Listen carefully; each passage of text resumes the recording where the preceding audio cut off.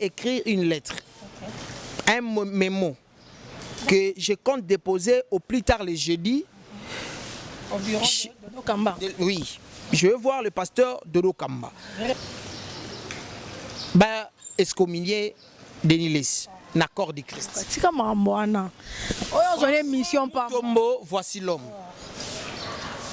Pour ne pas avoir communiqué avec l'autorité morale de l'Église. Donc, Yadeni ne mérite pas. Ngai na robenge sous pastorité. Désormais, c'est Yadeni, il y a une qui ça. Mais l'accord de Christ atika. Pour côté pété, na mo kilonga koti ya simbi nango po au moniteur répète nango po et combattre bloqué. Voilà, l'artiste vient d'annoncer l'événement. Tant on va taliboma. Oh tarajo, il fait beaucoup de faire le stade D. Et au bon même ngambo stade yango. Siko ngamo ne na tala soki fait la Olympia kanga. Ngamo nous charge nango. Fali s'il compte remplir le stade de Marty derrière les dos de Gims et d'Adjou, ils ont erreur monumentale. So image wana. Oh Fali Poupa. Otoboni.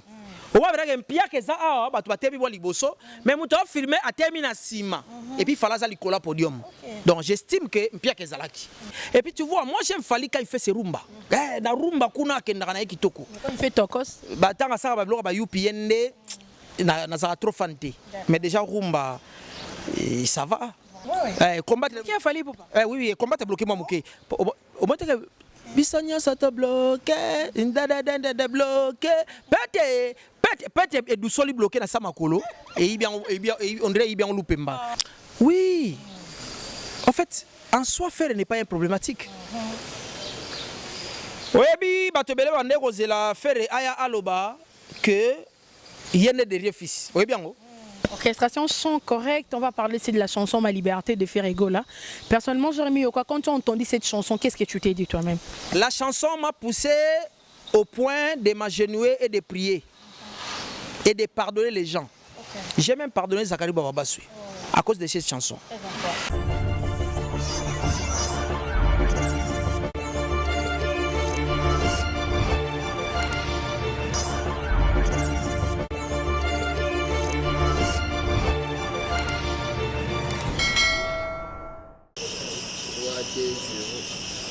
Quelle tendance chez vous, mesdames et messieurs? Bonjour et bienvenue dans votre chaîne télévision. Quelle tendance officielle télévision, la vôtre habite pour vous servir à travers votre émission Analyse équilibrée, très équilibrée. Comme vous savez tous, notre chaîne, la plupart de nos programmes, c'est comme ça vraiment du côté beaucoup plus de la culture. On parle du théâtre, on parle de la musique, on parle de tout ce qui va avec la culture. Il y a la politique, mais beaucoup plus la culture. Voilà pourquoi aujourd'hui, nous, on a fait pour vous le choix de recevoir pour vous Jérémy Yoka. Moi, là-bas, maman, il y a maîtrise la culture en général, en tout cas, au centre nango, et puis au cœur de la culture, il y a maîtrise nango très bien. Voilà pourquoi tu sais éliminer le choix de Jérémy Yoka, parce que pas mal d'actualités, il y a Roloba Peneza. YouTube, Denis Les, si enfin à rejoindre la famille musicale, comme Oyemba, sortie médiatique de l'artiste Ferregola Les Padres à travers sa chanson Ma Liberté. On va parler de Fali Poupa, single déjà bloqué. On va parler vraiment de pas mal de choses avec Jérémy Yoka, à qui je vais dire déjà bon après-midi. Merci Njombo Tabita, la crème noire de la presse Nabishio. Surtout quand ça vient de vous, ça me fait vraiment. Ok, je profite pour saluer mes miens, notamment le boss Junior Ngimbi avec sa femme maman Solange, na pesi bangombote et puis na petit frère propre, les comédiens les plus célèbres, il y a aux États-Unis on a Boyka Machine, Tobolas, na pesi mbote autrement dit gloire, na pesi mbote pas Azali et puis na pesi batutu mbote. Voilà. Jérémy Yoka, moi, pour vous faire plaisir, tu as déjà une bonne santé, bonne activité. Oui, centenaire qui toki aussi, l'activité peut être moi en Angolo Nzambe. Nzambe sabe so grâce. Ndeka lobaki ningazo sala. Mais ba surprise pe ya misala na Nzambe ezali et au monde na bientôt. Et on en a déjà parce qu'il faut le dire. Mais est-ce que ezala moko André Batami. Tant fongola rideau boy bato zaki ne boy ngasko na loba mona déjà parce que on sent Mikolo Jérémy Yokata sur Betty na YouTube. Non seulement vous avez l'art de bien parler, banaliser et accrocher quand même quand on s'entend en activité pena vous ont pena fond. C'est dit à quoi? Di Nzambe. Ngazana jomo ko Jésus-Christ de Nazareth. Asa il a bien. Ngwara nganga ngai. Donc vraiment c'est dit à ça. Et puis dans moi sens il y a franchisme, franc parler et puis toucher plus du côté la vérité, éviter des insultes, mais essayer un peu de blesser les gens avec la vérité, car la vérité blesse, mais les mensonges tuent. Au lieu de tuer les gens avec du mensonge, moi je préfère blesser avec la vérité. Voilà. Très important, Jérémy Yoka, tout solo là. Votre neutralité. Je reste vraiment au milieu du village. Je suis vraiment l'arbitre central, quoi. AC, arbitre central. Arbitre, soit appelé au carton rouge, c'est qu'au Boukaki. Au milieu du village, et qu'on sanctionne. Non, on va sanctionner. Donc, de même que au salibiente, au coquille, au coca. Tant au coquille, au cocate. Côté au salibien, au salibien. Ah, même si tu es côté au BBC. On ne complique pas les ignorants. Ouais, on ne complique pas. Car ce sont des hommes très très vulnérables. Voilà. Maître Fabregas, voilà. On va parler également de cet artiste. Togo Tanaka d'actualité. Babi Totenga Manon qui est du côté de Pasteur. Cette chanson qui fait rage, chanson pétage avec le pasteur, le prophète de la nation Denis Lessi. Chanson pétage. Atine musique, atine non cher à côté studio Jérémy Yoka. Au moins comme zo benge ya ba pasteur na ba prophète wana de la nation Belaramboka. Il faut kolongola yango officiellement. Il n'est pas digne d'être appelé un pasteur ni un prophète, même du quartier. Il ne mérite pas d'être un prophète du quartier. Yadeni, moi j'aime bien qu'on l'appelle Yadeni. Quand il s'est fait Yadeni, je suis trop fan de lui. Il fait ses chansons pétées, il fait ses émissions, ses analyses. Entre autres, on a un côté musique, mais on a un côté qui pasteur. Côté cher et tumbelo. Côté et tumbelo. Moi, je demande à tous les collègues musiciens, plutôt à tous les collègues journalistes, chroniqueurs de la musique, et à tout le monde de m'accompagner. Je vais écrire une lettre, un mémo que je compte déposer au plus tard le jeudi. Au bureau de Dodo Kamba. Oui, je veux voir le pasteur Dodo Kamba. Le représentant de tous les pasteurs de la ville de Kinshasa. Dodo Kamba, aza pasteur obiso to moni na Kinshasa jeune. Garçon mo ka soin asala musala nzambe. Toyoka na vidéo te, to mona photo te, toyoka bêtise te, toyoka te voice, toyoka te. Moi limité. Moi na moi limité. Jeune moi bonne vie asala nzambe. Si nzamba tomboli au sommet. Na yeko senga ye. Par lettre on a recommandé. Bah, excommunier Denis Lessi, l'accord du Christ. C'est comme un moine. On a une mission par Tombo, voici l'homme. Pour ne pas avoir communiqué avec l'autorité morale de l'Église, pour avoir créé des visions parallèles, il est excommunié dans la communauté. Ce qui est normal. Ce qui est normal. Mais comment on peut garder Yadeni au sein du corps du Christ pendant qu'il fait tout ce qu'il fait là? Mais peut-être que le président Dodo Kamba pas autant là qui est Denis Azam kolo na ye na vision et puis na âge. Habiter au frappe. Attention. Bon na Yadeni. Dodo Kamba qui titre non. Dodo Kamba ça les Denis Lessi. Biso to bi Dodo Kamba tongo na Kisasa. Tant on ba période ba groupe de prière to ba Denis Lessi. Wana za ba côté ba bandu ba nyoki na bango kuna. Dodo Kamba ngai j'étais jeune. Je voyais Dodo Kamba dans un groupe de prière. Alors nous bakata suki ba coin qui toko boy. On appelle bien bimite. Ah bon, tu peux pas la miketi, moi image kimi nango. Mais je me rappelle, ngai za ba Dodo Kamba et za ba pasteur Kiziamina. Ozo comprendre, et ça ba Sonic a foutu ba pasteur na mona bango pena na la mona muke. Po ba ya deni to moni ba to ada mikolo. To bi da makambu. Ba Dodo Kamba to moni bango to ba na mike TV ezate ba tutu ba potana OZRT à l'époque. OZRT, Office Zaïroise de télédiffusion. On a Denis Azate. Il y a Denis to biété. Parce que il y a Denis on dirait que pendant ya ba moment oyo tangu grande sœur na bango ayeko bimana ba combat spirituel ko ta molangi tanga yo kenda après to ba komba ba Charles Lesi ba Lesi ba bien ko bimba. Ezelo ko la femme mo boy. Mais bon, Nanina contre Makamususute, mais normalement il y a Denis ne mérite pas être ancien ou nouveau. Il y a Denis ne mérite pas. Il y a hôtel Manachia à zoter à battu. Mais aujourd'hui, Jérémy Yoka, tout de cortiquer dans nous nzembo na moi teaser et bimi mouki parce que surtout officiel nango et aux la somme. Un tout petit peu tout moni sixo et sali. Le pasteur, le prophète de la nation de l'Inde, c'est quand on a continué au bien bon autant que moi c'est prononcé te kaza yango te je vais continuer de l'appeler ainsi parce que faut rebaki azana église ou à Kambaka bateau aza père de famille. C'est un pétage et puis na kata nzembo yembi abi bateau bazolo bagenzamba tikinga ezande pétage na bonzambe. Kasi pétage bon zabe son nzamba tikio au peut-être tango pété kuna bato ko douter na raisonnement na yo muto a perdre tête ou quoi muto ou quoi. Et puis na bateau bazo tout autour il y a des missions moi sala qui abi bazo ba fille bien là moi basam ba fille bien là té babina pour ko ça toujours le kum na nkolo on est au bikso elo asageza ko kumisa le kum na nkolo té. Ozomona ke muta koti na mokili il y a sexualité. Bon, on dirait ba vidéo pe bandaka na yeti. Parmi batamo ba liboso. Parmi batamo liboso to bandaka mo bandaka na yeti. Azo confirmer batu keza mokili na ngai. Il y a plusieurs manières de communiquer. Mbuta lobaka na munoko te.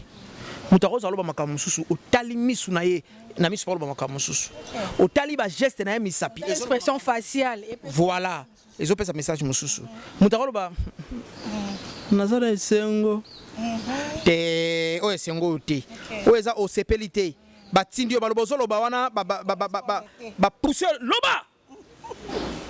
Donc il y a des ne mérite pas ngai na robenge sous pasteur. Désormais c'est ya Denis ya na so qui ça mais l'accord de Christ atika po côté pété na mo kilonga côté ya simbi nango po au moniteur répète ngo pe ndre et combattre bloqué combattre qui a fallu pour oui combattre bloqué moi moké au moniteur bisanya ça te bloqué ndada bloqué pété et du soli bloqué na samakolo et bien on dirait bien loupemba nano ebimité. Mais il Pemba est bloqué. Et il Pemba bloqué. Pété beta partout l'église na parlement. L'église pété. Voilà le bail il y a pasteur Moïse, il y a pasteur Mike Kalambaï. Pété. Un pasteur comme Mike Kalambaï. Un pasteur comme Moïse Mbiye. Un pasteur comme Coutinho Fernando. Un pasteur comme John Moponzi. Basala Nzambo toyebi wana. Na l'église, tu connais dans l'église, il y a papa so. Louange be pété. Tu connais papa ka kienza. Okuti pété zo beta. Té. Wana sana ba to basana ba école, ya ba ya Denis. Bangi Ferry, ba ya Denis yango. Moi école na bango esali. Balité ya Kanda. Asa en église. Bato kotika kuna balité ya Kanda. To koti bango kuna ba pasteur John to sangisi bango kaka et au contre bloqué bango ouais et contre bloqué moi muké parce que au senti bien que moi ndeba dans ba bloqué pété bloqué et l'isola bloqué bandiko bunga pone ndé yaki ma liberté qui bloqué après pété bon ouais bloqué mais liboso te même surtout ma liberté est biliboso bloqué son asima ponze mon be leki bon te zayi bon te on ba rumba ouais to bi moi nzeba rumba fali nzeba rumba nde bimina mo sima na bango tu sima ma liberté ouais yango leki on mo pona ma vie belé ya ba vie pour ba vie Nathalie nzemango rumba fiction science fiction et asana ba vie lingone pour la vérité mais na lobi to ça ba tout ça na sens ya neutralité bo parolanga couleur té naza muta mututé naza au milieu village donc science fiction a ça ba vie na et puis Nathalie clip le quoi film la clip au clip qui toko au tali na qualité clip au film a Dona Beja ya Winchester et on va voir ma like Je félicite quand même le réalisateur. Il a fait un bon. Wario également va partager à fond. Le réalisateur a fait un bon travail. Clip et Sami Kitoko. D'accord. J'ai apprécié. Et puis tu vois, moi j'aime Fally quand il fait ses rumba. Na rumba kuna kendaka na Kitoko. Quand il fait tokos. Bah tant ça ba bloka ba UPND na ça trop fanté. Mais déjà rumba ça va. Musique, orchestration et chant, donc vraiment correct. Orchestration, chant correct. On va parler ici de la chanson Ma Liberté de Ferrego là. Personnellement, Jérémy Yoka, quand tu as entendu cette chanson, qu'est-ce que tu t'es dit toi-même? La chanson m'a poussé au point de m'agenouiller et de prier et de pardonner les gens. J'ai même pardonné Zakari Bababasui à cause de cette chanson. À cause de la chanson Ma Liberté de Ferrego là. Et j'ai compris na vie sur limbisi bato comme on peut libérer. Là c'est vrai. Na oki parole mo kuna lobi kolela ya mutu kolela ya innocent. Pinzoli ya innocent. Et les kilo sambo muto et les kilo sambo ya injuste o ya mati mangengenge. Donc yoto ke mangengenge est-ce que bongisi la voisin? Pasteur ozu moi si pou. C'est là pour régler ce qui s'est là ya. OK sambela da nzamba osa eloko te. Le sambo neza ya pamba. Wana ya liboso. Mais il y a deuxième parole où il marque nga. Jésus est salobi boye.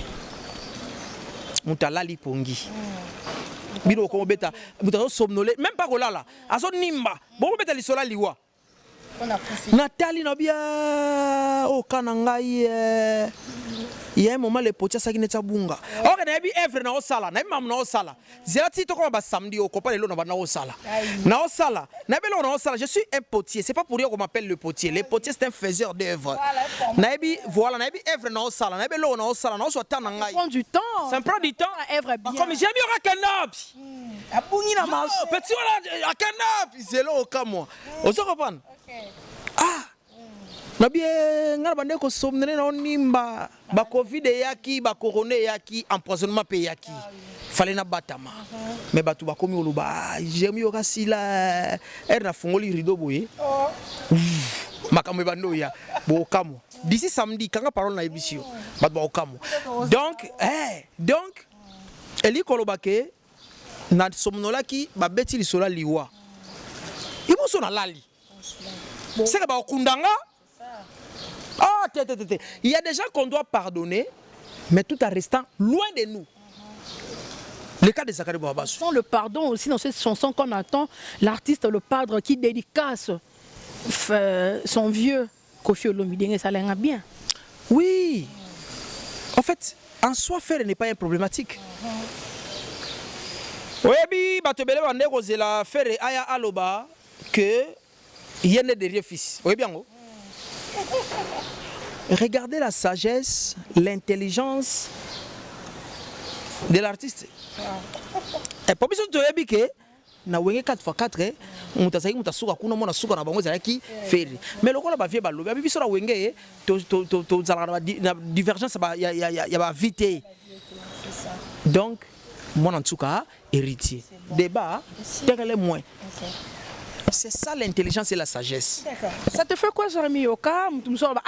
Jérémy Yoka dans la Gaulois, à la Warrior, Jérémy Yoka au milieu du village. Mais qu'est-ce que ça t'a fait?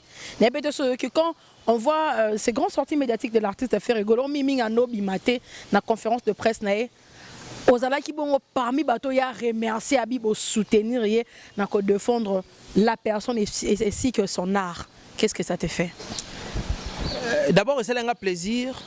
Il faut dire que Jésus de Niance est parmi des rares personnes au Bandimi appui nanga mais na média.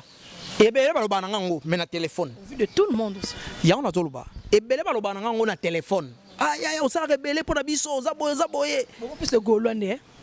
Il n'y a pas que des Gaulois. Est-ce qu'il y avait un moment qu'on me taxé et que Naza Samouraï, Naza Mouta Bill Clinton.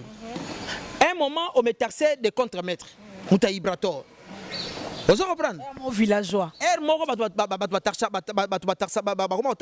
Yo, aux villageois. Wamta fabrikas, tando comme ça fabrikas. Kabagata na tourner ça les États-Unis wana, kabagata na tourner ça en Europe wana, kabagata na événement batu bakimi ba mizongi si bango moko. Donc, et puis si vous imaginez que Villadon fait l'équipe poto na makambo.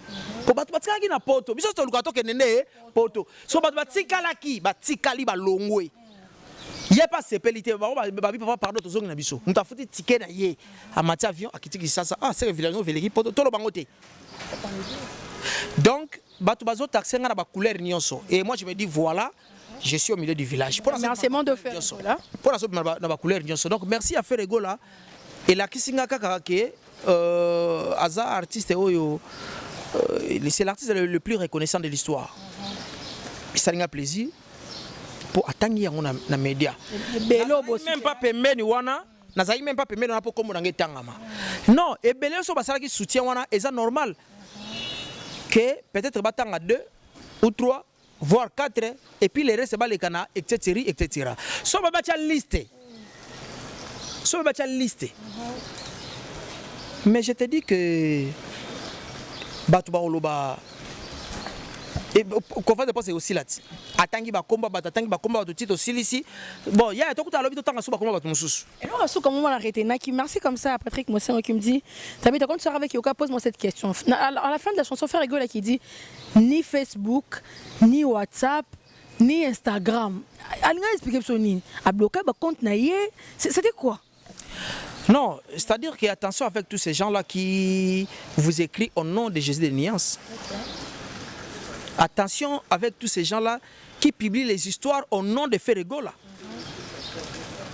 L'artiste est Amela Kabila Missine. L'homme de Kingakati. Amela Kabila Missine, ils ont comprimé. Ils ont qui se moquent à silence. Idéologie Kabila, Izina Kara. Faire Izina Kara, le baranaïti. Akomarate, alobarate, c'est les Chinois de la musique. Avant de gagner, alobarate, mais on s'en va œuvre. Donc, que les gens comprennent. C'est un message. La communication, ma comme sur le bango clarté. Babeta on a ndemo ba mikolo ba koma. Voilà. On continue de parler de l'actualité. Tout le monde est le grand consort que l'artiste Fally Ipupa livré au Canada, mais tout le monde peut pas. Ma vidéo musu soyez au piaka plein au début à la fin na bi bon ngana zo yoka loka yoka dans la mettre ba cérémonie et bi bloko ndeke ndaka ko yebate o eza début eza fin na suka kuna tozo comprendre qu'est-ce qui s'est passé dans ce concert.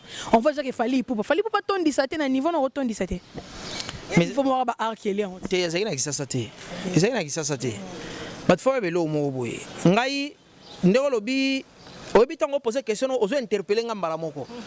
Parce que je suis maître à cérémonie dans un homme, il y a des événements. Il faut que je me dise que je suis piaka et que je suis piaka. Rappelez-vous, tout le monde qui a dit que le concert à JB c'est un danger, il y a un nul. Et ça fait un bateau qui a événement nul. Après combien de temps? Après une vingtaine d'années. Chance de l'Imbisaï. D'accord. C'est-à-dire quoi? Nous avons étudié les paramètres, nous tirer réponse. Et ça, avant concert. Avant concert. Il y a des films vide. À Kolango, à Biosakim Piaka. Et ça, il y a des concepts qui bayo qui nous les va trouver intéressant peut-être par rapport à son qualité son ni présentation babi na bon. Et puis enfin il y a un concert de boye ou impia kezali so image wana on Fally Ipupa auto boni on va voir impia keza ah ba to batebi bo liboso mais muto filmer a terminer sima et puis fala za likola podium. Donc j'estime que impia kezalaki. Tu confirmes? Non, j'estime. Voilà ce qu'on a autant d'image attaquée, espère dans matière. Bateau yo, baya ko rendre événement nil. Baya ba filmer na ba sali ba plan de coupe ya salle ndenge ba bazana nuté. Après baya ko coller image ya podium. Mais et osala jamais image ya leader yekuna image yango yo vide na kati. Et ezalate parce que leader amataka kaka so amoni que nombre bateau koki. On suppose que c'est un piaka. Ouais, par rapport à l'image, il y a un piaka. Niveau Fally, est-ce que vous mettez sous un piaka? Bon, ils ont qui ça saté. Ils ont qui ça saté. Et puis, peut-être problème pas communication, hein, sauf vous communiquer bien. But boy, na magita. Yango to yebisa ba tuboye. Bisonde ba communication ba espère na matière. Il faut travailler avec bat bayebi. bayebi nayebi que biso to loba que bureau fallait ça bien et tout mais sur la salle Pierre lelo c'est que ça bureau c'est pas l'artiste non l'artiste a une tâche na ye aujourd'hui dans la voix il fait son travail bato bayebi que il fallait que akobeta bato bayebi fallait ba oya ozo comprendre et puis bato bayebi été bato bayebi été bakozala excité na bato bayebi parce que qui a marketing il y a excité na bato bayeba qui était on a bayoka posa et puis na bato bayebi bayeba que événement za lelo na le parabeti match lobia wat netinga boya mourir ya football ya faux mais na moi match na nzela na oleka on ni bato tondi boya match léopard na ben na banderole té balobeli et lokoté donc il faut une bonne communication par rapport à grandeur artiste il faut une bonne communication c'est très important. Que faire pour travailler des gens comme Jérémy Yoka? Il faut te les par wapi, pour tout ça la nini. Qui c'est la raté il faut me contacter moi. Et quand vous me contactez, le cas est stade à faire rigoler. Le producteur m'a contacté. Le stade de martyr de faire rigoler. Oui. Le producteur m'a contacté. Et puis après. Mais tu ne penses pas que Yoka c'est très rapide. L'artiste auto quoi na makambo minene fait botika na apemi atiena une mise à jour. Makambu et ya kabongo. Moni ba frontaka be événement minene na ba moment pe ba vent. Vous comprenez? Auto lia vungule fala pema de vungula concert. Poto ezali makala. Que c'est bon. Ça ya poto. Et vous la poto. Dans de bonnes conditions. Ah d'accord. Quand bien même que Biftek n'a pas normal, mais l'artiste était moralement un peu abattu. Mais tout de suite, Azaki n'a relevé. Mais je sais que tout le monde a soif. Tout le monde a besoin de revoir l'artiste sur scène. C'est dans les moments pareils. Comme ça, un événement. Place à Moukete. Oyeka, maman Betty, Nangaba. Ok, Kermesse village Setemba. Ok, Kermesse village Setemba et ça la Zénith na Gisasa. Place Toza et surtout. Voilà. Au moins la kin tata oyo Setemba l'état congolais fa pia mbongo. Toi la l'état ça l'état ton ko eza côté ni. Ça la l'état eza côté ni. Exact. Mais individu akamati lupango na ko tonga na ba vana na bani bala la pongi toi tu ba locataire na ye et ça place mom to ba no futa paye $4,000 par mois. Mais c'est ba norme atongi yango atie podium atie écran j'ai fanda et déplacer raté instrument matos bande konanga ministère de la culture ça la nino l'état congolais ça un instrument je suis parmi batu ba organiser ka nuit ya francophonie de loin instrument na Brazza souffra quelle honte donc une honte nationale to senga instrument na Brazza participata sonité ya kati se bimi awa na bicha on a travaillé pas il y a d'autres na Forestcom na entre Forestcom et bimona na gris jaune to kena defa groupe na société mon na 15e ri ah l'état zanga biloko talanzambe ya eko ya et yande donc Chetemba ils ont ba Zénith donc ce qui France et bimisi Zénith na bango comment to misa Chetemba mais ba événement boye artiste tant zoya il faut que on ba stade des martyrs faut que nous stade à 20 mai et ça va évidemment autant couleur et ça va occasion moko et ça va occasion moko ya saisir yango pour ça événement. Ah bah toujours que l'artiste est mal entouré, tu espérer que le grand retour il y a l'artiste à faire égale à la martyrs à la waouh c'est formidable parce que Bobo sentait que le 29 octobre fallait pour passer déjà dans un stade de martyrs. Habité aux ala. Bobino de Bolandi quand de Bolanda les 14 les alara mi ange mi démon tokos deye bino ne bolandi ba warion na date tona stade de martyrs pour ni bopono ata 20 mètres toi ba stade de belé pourquoi qui a été comme soso pourquoi ata boponi na martyr pourquoi le choix de martyr ou quoi moi je pense que moi j'étais en train de réfléchir ce qui s'est passé réellement parce que dans ce qui téléphone na bureau na la xayo moi j'étais en train de réfléchir au cours d'une émission. Et une maison de production va tomber dans lien wana. Batali raisonnement nanga. Ils m'ont contacté babi tolingi raisonnement oyo et comment palpable. Mais on ne peut pas passer derrière une autre personne parce que ils ont idée na yo. Allez, qu'est-ce qu'il faut faire? État de besoin. Dans ça l'état de besoin. allez contacter Stade de Marty, n'a Stade de Marty. La police n'a la police. Sans n'a pas JPKIS. Dans le temps, JPKIS a coufité à l'endroit au Québec. Quand on a eu je vais faire mes calculs.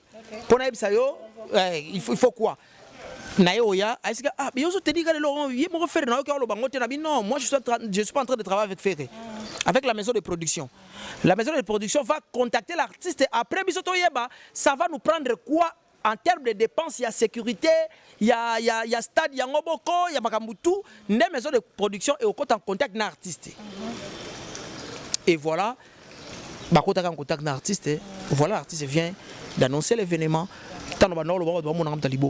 Oh, Tarajo, il fait beaucoup de faire le stade D. Et au bout de mes ngambo, stade yango. Siko, ngamo ne natskena, tala soki fait la Olympia kanga. Ngamo n'ozo charge nango. Yo ce que les ça no pia kato ke malembe, okana pusa. Fallait pour bana daju. OK? Ana daju, ana game, c'est batane zala.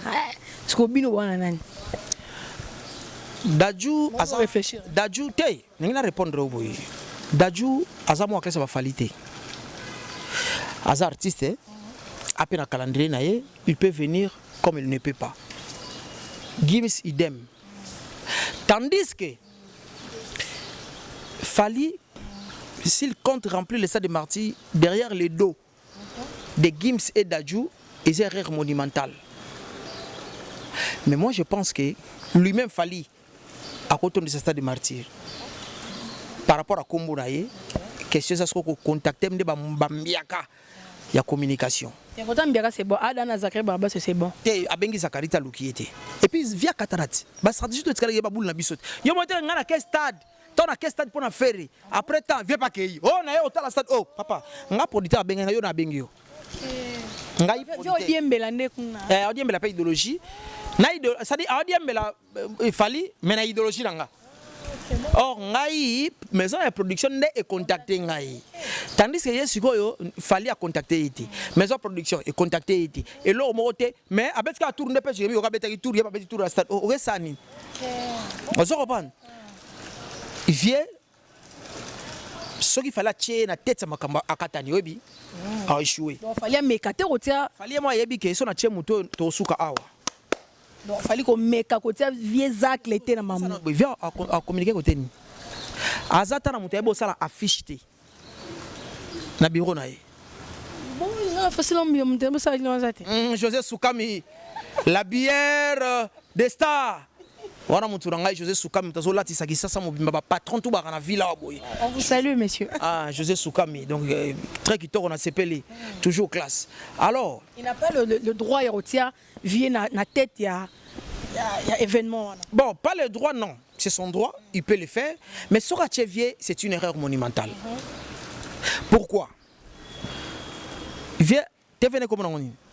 Linga facile. Linga facile, yo talango derrière jour talaki yango zai journée.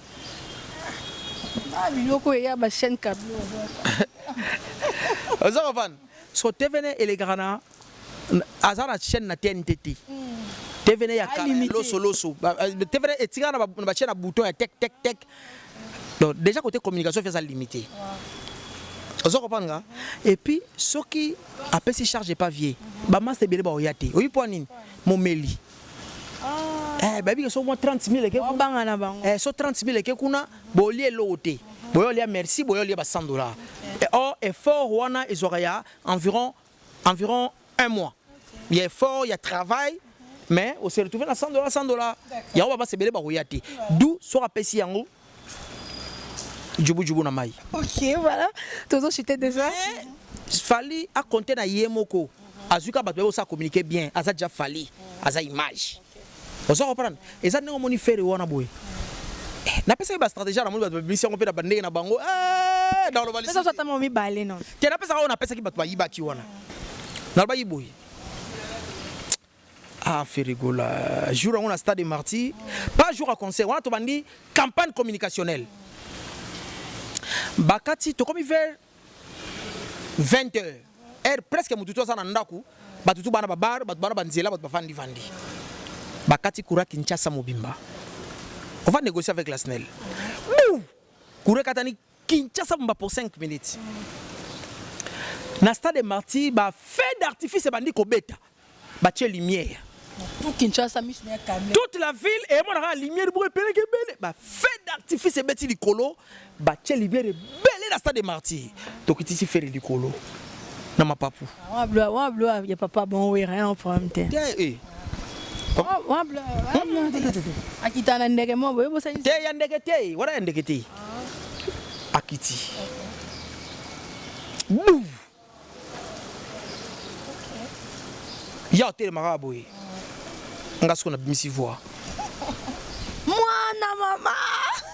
Mwana mama. Venu Jésus des nuances au stade des martyrs, les tan. Et Katani. Bah, tu as réalisé. Bah, courir sur on a dit ça. Sobana ba kasavu ba barumbu ba komina Kinshasa ba lingwala. Ba ville boy, ne ba beta lisolo lobby. To kopa te courir kataraki na stade de Barcelone boni mindre bo pelé belé. On remonte, on redi ba ba gité. 10h heure de Kinshasa. Toi, tu sponsorises sport sur Facebook. Tout le monde a son talent boy. Pour 5 minutes na Facebook, mon tuteur talent. N'est-ce pas excité batu? Au tel bord vous faire ça li. Akitika boy, j'ai mis au gagangi. Moi na mama voix mais sur côté de pop na voix na va travailler on a né moro boy. Moi na mama. Babi bombandam, babi trop parler peut tuer. On habité. On a payé. Ça va moistrer. On ça restreint.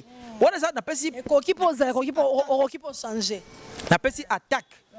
Il y a campagne communicationnelle. Et bon, au troisième jour, tu as ça. Et bon, au dernier jour, tu as ça. Et bon, si kaka déjà sport, il y a un moment bengi si batu. Babi Ezama Bete, ce qu'il fallait pour pas. Il sera le 29 octobre au stade de Martyr. L'artiste a fait rigole également. Ezama Bezara pour nous tomber la culture en Mboko en Bisso. Babi nem na Bisso ba Pididi bango. Et te bango ba niveau Pididi te bango Michael Jackson. Tu vas faire ba Michael Jackson. Bazali kolo ba Pididi ba artiste américain par rapport à Michael. Donc ce qui héritier par obéter dans le stade des martyrs et ça normal nga kutuna na moni Fabregas peut fallait martyr mais on dirait fikité on a comment on a fiké bon akimagité ça so ki mbonga batu respect à contrat et tout mais il fallait on en martyr. L'artiste qui a été chassé là-bas c'est quoi encore son nom, excuse-moi? Vegeta. On a vu cet artiste chassé du podium. Oh, on a invité Mambo. Nathan a grand calais. Jeremy Okayo, Botama Liboso, surtout les Arabes, tu es invité. So Boyoka, on peut na solo. Malamo Kazali, fusion qu'on a chez les villageois, Bayami, Maman Mutuka. Baba PC sous nom moi Sinanda. Quoi, maestro, il peut bon. Bon, Banango père Mogo et Zamwa Mbangu na vie. Mazambangu mingi. Mais tout ce qui s'est passé, moi j'ai dit tout simplement, ça prouve l'éducation. Il y a garçon, il pas Azari Kuna. Bien affilé. Ceux qui tina finé, ceux qui tina finé, on a. Bien affilé. Bien affilé. Oh, bien affilé. Parce que vous voulez bondak bien affilé. On voit scène, bien affilé. Bon, on a ébiété, mais ça prouve l'éducation garçon. Pour nga personne n'a bien mon angoté, mais l'éducation les a qui t'ôté. Vous avez vraiment mal éduqué, trop mal éduqué. Acte n'engwana. Eh bien, on va régler votre podium, hein. Soit ça se sentir lésé, bah bon mais lui autant on a un podium attaqueur. Kasi ça peut régler le podium. Soit on battre le podium. Vous avez battu le podium au Cameroun, hein. Bambiara qui ça bazali. Azel logo témoin nango. Donc il doit respecter les gens. Faut dans le respect il y a public, respect il y a collègues. Les loups ne se mangent pas entre eux. Né aussi. Respect, il y a confrérie. Et Zalaka. C'est une consoeur. Jeune consoeur ou quoi? C'est une consoeur. Tu mérites du respect. Et c'est-à-dire, comme le général, on a giflé au mbata. Pour rien. En tout cas, on a réglé les médias. Pourquoi? Parce que je vais faire respecter au monde mon métier. Mais ce n'est pas que ça quand même général au monde il y a pas une ambassade qui m'a bêté. Ma protéger nous et corporation. Mais tant que musicien azo kamata musicien bengani ndengwana ne mo pe mutu so no mona musicien bêté matola bengi batu botu la garçon lukanini bima o ba bengana musicien ka même musicien il prend le phrase moko. Eh, on respecte artiste était. Parce que yo mon artiste, aux autres on respecte artiste était, mais tu attends que pas respecter yo. Mais réciproque aussi. Ben voilà. Donc tant on l'accepte au respect, artiste Aza Moutouazo mérité du respect. Tu manques du respect, on te manque du respect 2 fois. Facette. Netsinga boisro manquer un respect aux 8789 fois multiplié par 11. Ça la calcul. J'aurais vu au Cameroun, maman, ma vie qu'on a là et oui, pour ça au ticket mais nous sommes obligés parce que le. Il s'appelle journal hein. On a remarqué, trop pris. Voilà, chouette. Et puis ça me fait bien. Mais surprise c'est au samedi. Samedi. Comment ça a été samedi par la photo commande. Déjà na tongo tongo. Oh, fais position, position. On appelle la bétrouga. Sur la jouette n'a pas mamnele. Tout ça est là la show. C'est ça. Voilà. Nous sommes arrivés à la fin de notre émission, analyse équilibrée. Très heureuse en tout cas de vous présenter avec notre invité Jérémy Yoka, mot de la fin et puis conseil na artiste nyonso. Ba comme règlement de compte na podium, le babundara mambo ici pour amibali. Bon, je pense que le règlement des comptes dans le podium, on a un sale comportement ou une mauvaise éducation, il y a un garçon, on a trop sanctionné, quelqu'un comme Ibraton ne peut pas le faire, comme quelqu'un comme Fabrigas ne peut pas le faire, comme ça, comme quelqu'un comme Héritier Watanabe fait rigoler les autres. Et je pense que respect mutuel, il faut Zalaka, et c'est très important. Et puis après, moi j'ai saisi l'opportunité pour saluer mes miens parce que comme d'abord pour me contacter moi, c'est dans plus 243 89 52 44 50. Moi je m'appelle Jérémy Yoka, le potier, le père du moment, héros vivant et historique.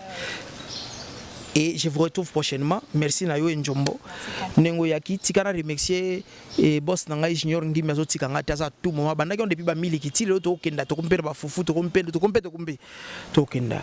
Mais le boss Jafar Amani sala miracle nandi to solaki. Jafar Amani. Omoni hein Jafar Amani sali miracle. Voilà. Merci beaucoup, tonton. C'est à moi de te remercier. Merci beaucoup. Je dis un grand merci à tous nos téléspectateurs que vous, ensemble avec vous, on a commencé cette émission Analyse équilibrée de jusqu'à la fin. Vous êtes nouveau, nouvelle, Maliboso, Ozwalibaku, Yaya Kota Labiso. N'a qu'une tendance officielle télévision, je me présente, je suis Tabita Inzombo, votre humble présentatrice. Merci de vous abonner, de liker, de commenter, de nous laisser une suggestion à la bien, tout à la base sans tout est. Place moi tabou tabete libaku, ça ne sert à rien au final, ce qu'elle a un commentaire. De Amela qui bon Jérémy Yoka, le potier. À la prise de vue, je t'ai accompagné comme ça avec mon ami Yamouzé. Merci à Hervé Bossitapen, merci à Deyo, merci à Canardo, merci à tous les abonnés. Je dis un grand merci à M. Patrick Mosengo, le boss américain. La famille Nzomo, je vous salue. La grande famille Manda, la grande famille Mosengo. Merci à Madame Nathalie Mosengo. Merci à messieurs Tchumboulou Aimé, Madame Patricia Tchumboulou, je vous salue. Sinon, portez-vous bien, surtout restez toujours heureux. Bisous, bye bye, à la prochaine. Bye bye.